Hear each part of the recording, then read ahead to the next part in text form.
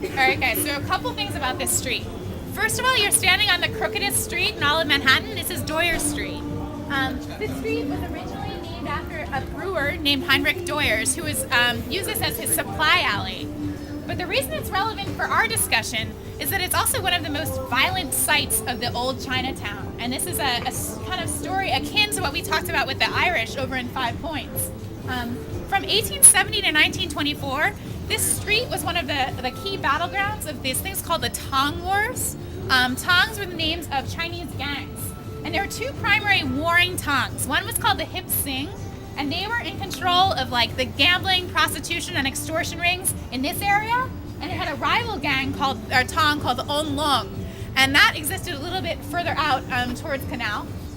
And those two Tongs fought violently with each other for decades, literally for 50 years. In 1 year, in 1909 alone, 350 people died in these Tong Wars.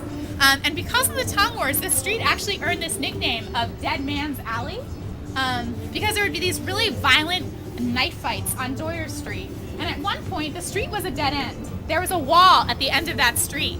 So if you were a Tong member in a fight and you got caught at the end of that street, there was nowhere to escape to.